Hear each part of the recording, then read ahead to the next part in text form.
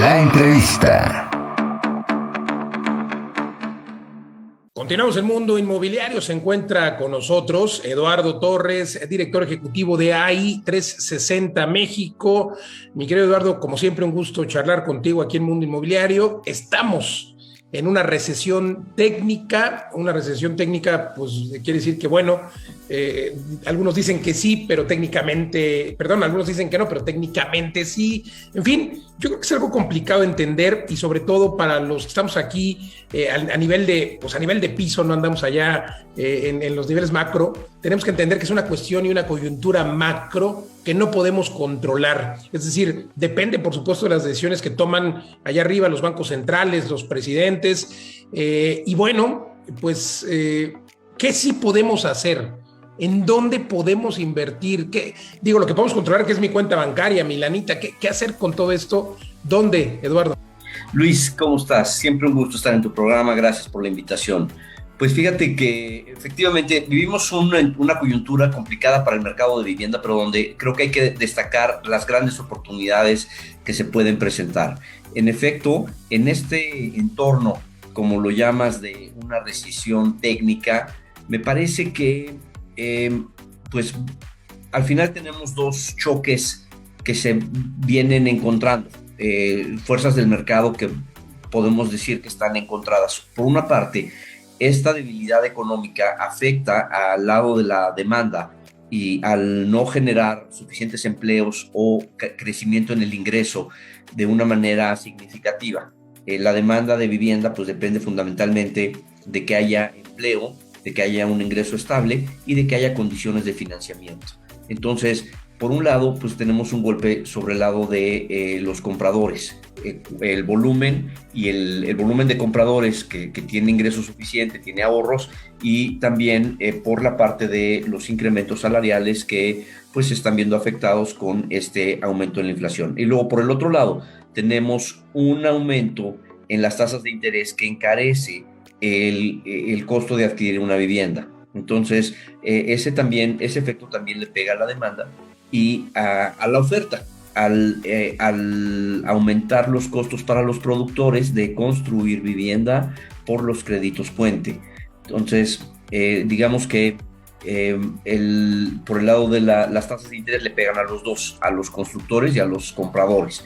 Y a los constructores les pega también la inflación que están viendo en los insumos, donde el aumento en el valor de las materias primas, bueno, pues se traduce en mayores costos de producción para ellos. Ahora, dentro de todo, también es importante decir que al haber señales cada vez más claras de que pues viene la debilidad económica, empieza a acentuarse o lo hará en los mercados desarrollados en los próximos trimestres, también es cierto que eso reduce algo la presión sobre el precio de las materias primas. Y eso es una buena señal, porque al final, pues justamente es el propósito. Reducirá la inflación, al final. Exactamente.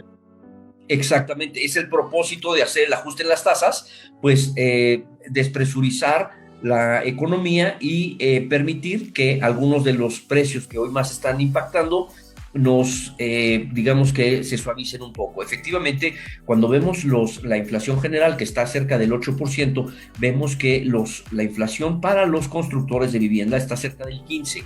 Entonces, es cierto que es una buena señal que tengamos una perspectiva de que empiezan a bajar los precios de las materias primas. Como todo, hay que ver dónde están las oportunidades. Sin duda. Exacto, eso quiero preguntar. ¿Dónde están las oportunidades? Para las personas que tienen ahorita 2 millones, 3 millones, obviamente tener su dinero en el banco pues no es negocio. Habrá quien dice, oye, pero es que ya CETES me está dando 7.75, bueno, está perfecto, pero sin embargo los CETES obviamente no son incluso menores a la inflación. Acabamos de cerrar la inflación en 9.18. Entonces, bueno, increíble que pues las personas sigan teniendo esta perspectiva de dejar su dinero en el banco, gran error, porque además la inflación pues realmente tiene indicadores por debajo de los reales, hay que decirlo con todas sus letras, pero otra vez decías invertir en el sector inmobiliario.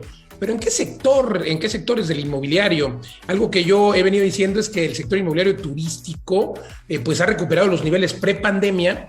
No el sector inmobiliario, me refiero al turismo en general, ha recuperado los niveles pre-pandemia, y la cultura que hoy tienen los centennials, pero también los millennials, es de viajar. Hoy vemos los aeropuertos abarrotados, sí por falta de personal, pero también porque las personas prefieren viajar, prefieren vivir experiencias en lugar de comprar una casa, pero es aquí donde entra justamente el que las personas quieran irse a quedar a un destino turístico, pero también económico, no un hotel, sino una propiedad que se pueda rentar. Entonces, ¿tú ves que sea así, que los inmuebles turísticos puedan ser una oportunidad de inversión en este momento? Sin duda, Luis, sin duda. Yo creo que ahí hay una gran oportunidad y hay una gran transformación en el mercado inmobiliario mexicano, y algunas de las ciudades están realmente se están reconfigurando. Por ejemplo, lo que está pasando en Mérida es realmente una explosión de desarrollo inmobiliario, justamente como lo estás diciendo, en nuevo tipo de turismo que está buscando experiencias y que las encuentra no en un hotel de 5 estrellas, sino en casonas que están adaptadas con, por fuera no parece, pero por dentro tienen servicios muy completos y bastante sofisticados para un turismo que, pues bueno, busca adentrarse más en la cultura, en las experiencias del lugar. Y entonces, ciudades como Mérida, que son eminentemente turísticas, se están volviendo cosmopolitas, y hoy te encuentras una variedad muy interesante de gastronomía, de visitantes de distintos países, especialmente Europa y Estados Unidos, también Canadá, y en otras ciudades estamos viendo algo similar. Desde luego en la Riviera Maya pues vemos este mismo fenómeno, ¿no? Pero del otro lado, en Puerto Vallarta, en Nayarit, en Los Cabos está ocurriendo una locura. Estuve 3 semanas por allá visitando desarrollos y es realmente increíble el acelerado crecimiento que están viendo justamente para este mercado. 90% mercado americano, por cierto.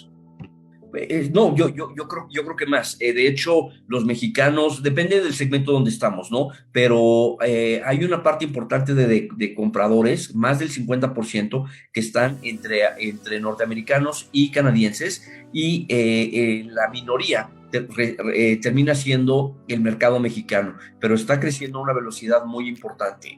Tijuana es otro mercado del que yo creo que contigo he platicado, es una de las ciudades que a mí más me gusta para invertir por todo el potencial que tiene, que está viviendo hoy y que tiene hacia adelante. Por ejemplo, en un estudio que hicimos para Rosarito, tuvimos que ir 2 veces, porque fuimos en enero, veíamos un volumen de ventas y el interesado en el desarrollo nos dijo: oye, por favor regresa, porque estamos viendo que tus números tienen que actualizarse, porque estamos viendo una mayor demanda. Fuimos y lo confirmamos.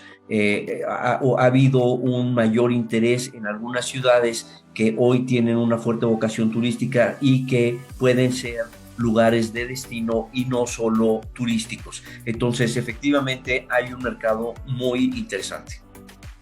Oye, pues entonces concluiríamos que hoy podría o debería de invertirse donde están invirtiendo los canadienses, los norteamericanos, y donde además pues se pueden vivir estas experiencias turísticas. México colocándose, pues acabamos de estar como el segundo país más visitado del mundo.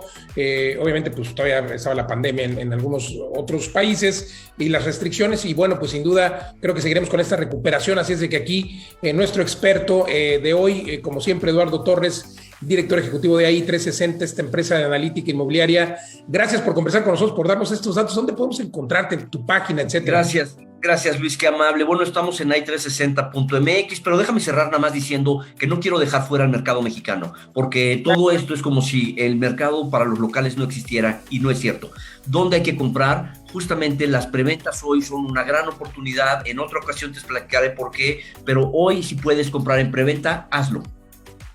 Preventa en lugares turísticos. Pues nos platicas en una próxima entrevista. En un par de semanas te convocamos de nuevo, Eduardo. Te damos lata, eres de casa. Gracias. Encantado, Luis. Muchas gracias por la invitación. Al contrario, nosotros continuamos aquí en Mundo Inmobiliario.